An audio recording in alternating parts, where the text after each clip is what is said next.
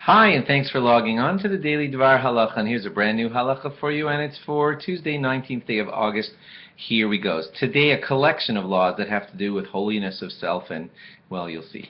Halacha number one is a halacha that applies mostly to men, and that would be that if you, for whatever reason, had your kippah blow off of your head, and you want to keep your head covered as a good proper Jew, first thing to look for would be possibly to grab a baseball cap from someone.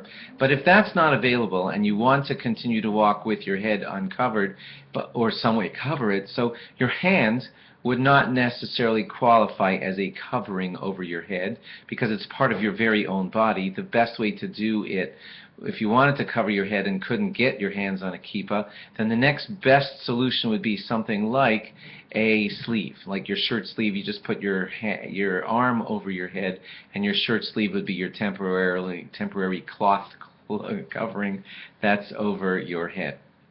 Another law that has to do with the holiness of self, and that would be that in a bathroom, which is a place where, you know, it's considered unholy in some ways, and therefore wouldn't be appropriate for you to be thinking about if someone just told you a Devar Torah and you were like rethinking it in your head, even though it's in the privacy of your own brain, but it's just not nice to be involved in Torah thoughts while you're in a place like a bathroom, and therefore the appropriate thing to do would be to fill your brain with some other appropriate thinking, like the next thing you're going to buy or the store you're going to go to, what you might purchase. The idea is that you focus your brain on something else so it doesn't drift back to the Devar Torah, which shouldn't be in your brain at that time. Now on Shabbos, when we like to stay above thinking about things like business, so then you might want to just think about the wonders of the world, like Niagara Falls, Grand Canyon, or whatever, something like that, and the amazingness of our creation. You can think those kinds of thoughts while in the bathroom just to occupy your brain such that it doesn't wander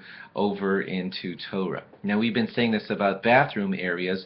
What about an area that's a shower area?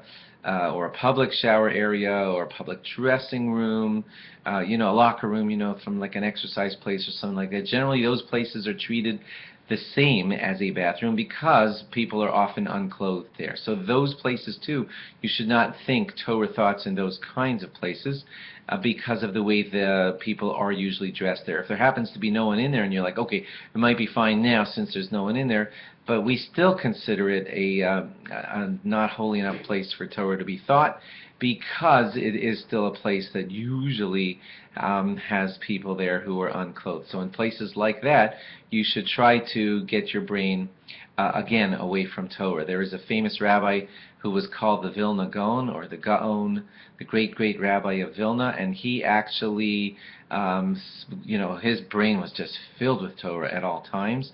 And what he used to do in order to keep his brain out of Torah for the few moments he was in the bathroom was he actually thought thoughts of math, and he actually, in his great brilliance, was able to construct great new thoughts in math, which actually became a small math book. And that's an appropriate way if you can redirect your brain to just at times like that. Mostly we want our brains filled with Torah whenever and wherever possible, except when we're in unclean places like that. Then we should try and purposefully occupy our brains with some other positive activity. Thanks for logging on, and log on again tomorrow for more. Bye-bye.